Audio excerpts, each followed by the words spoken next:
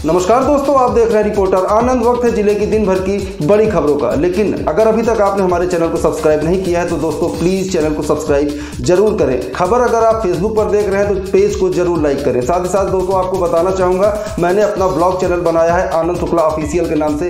Please उस channel को भी सब्सक्राइब जरूर करें। तो आइए नजर डालते हैं प्रतापगढ़ जिले की दिन भर की बड़ी खबरों पर। दिन भर की बड़ी खबरों की शुरुआत करते हैं नवाबगंज थाना क्षेत्र से, जहां जन सेवा केंद्र संचालक की घर जाते समय गोली मारकर हत्या के मामले में दोनों नामजद आरोपी भाइयों को पुलिस ने गिरफ्तार कर जेल भेज दिया, जबकि एक अभियुक्त अभी फरार है। पुलिस ने पकड़े गए आरोपित के पास से हत्या में इस्तेमाल पिस्टल और कारतूस भी बरामद की है। नवाबगंज थाना क्षेत्र के बिबियापुर परियावा गांव निवासी 28 वर्षीय आलोक पांडे उर्फ सानू पुत्र राजेंद्र पांडे की 16 जुलाई की रात उस समय गोली मारकर हत्या कर दी गई जब वह मानिकपुर स्थित अपने जन सेवा केंद्र को बंद कर देर रात घर लौट रहे थे। मृतक के पिता की तहरीर पर पुलिस ने मानिकपुर नगर पंचायत के खानगाह शरीफ गढ़ी निवासी तबरेज अहमद, उसके भाई जिसान अहमद और पिता दिलशाद अहमद के खिलाफ हत्या की नामजद रिपोर्ट दर्ज की थी।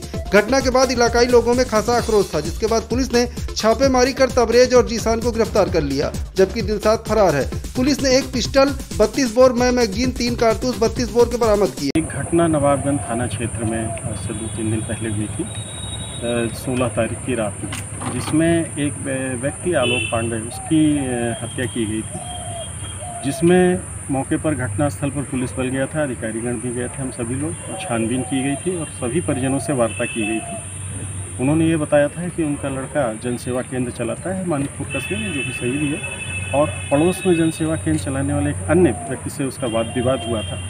और इसमें चूँकि इसका जब बिजनेस बहुत अच्छा चल रहा था और इसी व्यावसायिक प्रतिद्वंद्विता को लेके जो आपसी लड़ाई और रंजिश हुई, उसके दौरान ये हत्या की गई और ये प्रार्थना पत्र भी परिजनों द्वारा दिया गया है।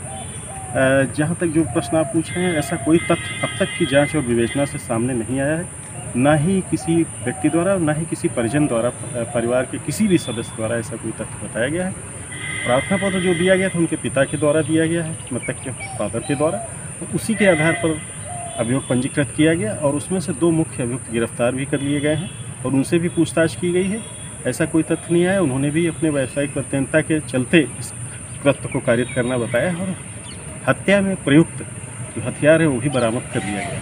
अभी विवेचना प्रचलित है। सोशल मीडिया को भी क्या खंगाला गया है, क्योंकि जैसे जानकारी मिल रही है कि नुपुर शर्मा के पक्ष में पोस्ट लिखी गई थी जिससे नाराज होकर हत्या की गई है, तो क्या सोशल मीडिया साइट जो फेसबुक वगैरह है वो खंगाला जा रहा है? हाँ, हमारा जनपद स्तर पर सोशल मीडिया सेल एक्टिव है लगातार, और लगातार इन चीज़ों पर नज़र रखता है और जो भी तथ्य सामने आते हैं उस पर तुरंत कार्रवाई भी की जाती है। लेकिन अभी तक की विवेचना से या जांच से ऐसा कोई तथ्य सामने नहीं आया।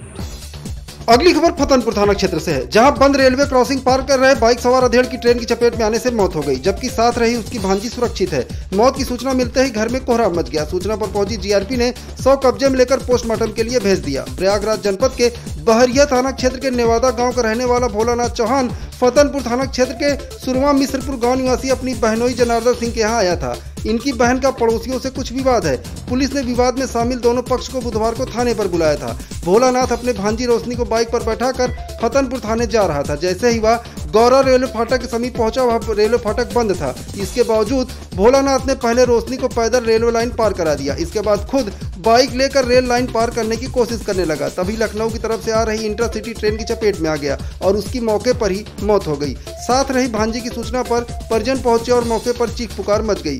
जानकारी पाकर फतनपुर थाने के बीट सिपाही भी मौके पर पहुंचे। मामला जीआरपी के क्षेत्र में होने के नाते तहकीकात कर पुलिसकर्मी लौट गए। भोलानाथ सूरत में रहकर प्राइवेट नौकरी कर परिवार का भरण पोषण करता था। अभी हाल ही में वह सूरत से घर लौटा था। अपनी बहन के यहाँ हुए विवाद को हल कराने आया था और खुद ही मौत के आगोश में समा गया। उसके 2 बेटे और 1 बेटी हैं। परिजनों का रो रो कर बुरा हाल है।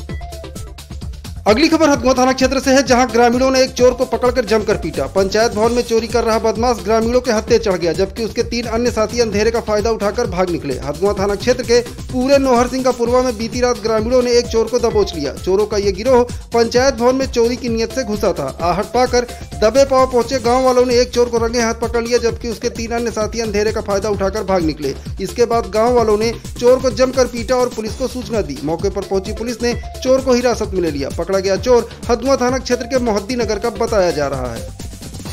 अगली खबर पट्टी कोतवाली क्षेत्र से है, जहां हनुमान मंदिर से चोर मुकुट व सामान उठा ले गए। कोतवाली से चंद कदमों की दूरी पर हुई घटना से हड़कंप मच गया। पट्टी नगर के सिविल लाइन में निबंधक कार्यालय के पीछे नहर विभाग की कॉलोनी में बने हनुमान मंदिर से चोर मूर्ति पर लगे चांदी के मुकुट सहित अन्य सामान उठा ले गए। घटना की जानकारी लोगों को तब हुई जब वह पूजन अर्चन को पहुंचे। हनुमान मंदिर पर स्थानीय लोग पूजा पाठ करने के लिए बड़ी संख्या में आते हैं। मंगलवार की रात अज्ञात चोर मंदिर में हनुमान जी की मूर्ति पर लगाया गया चांदी का मुकुट तथा 3 घंटा साउंड सिस्टम उठा ले गए। सुबह पूजा करने के लिए जब लोग मंदिर में पहुंचे तो घंटा और मुकुट गायब देख दंग रह गए। स्थानीय लोग मौके पर जुट गए और कोतवाली पहुंचकर चोरों के खिलाफ शिकायत की। घटना के बाद से स्थानीय लोगों में खासा आक्रोश है। आज के लिए बस इतना ही दोस्तों, कल फिर मिलेंगे प्रतापगढ़ जिले की दिन भर की बड़ी खबरों के साथ। तब तक के लिए जय हिंद।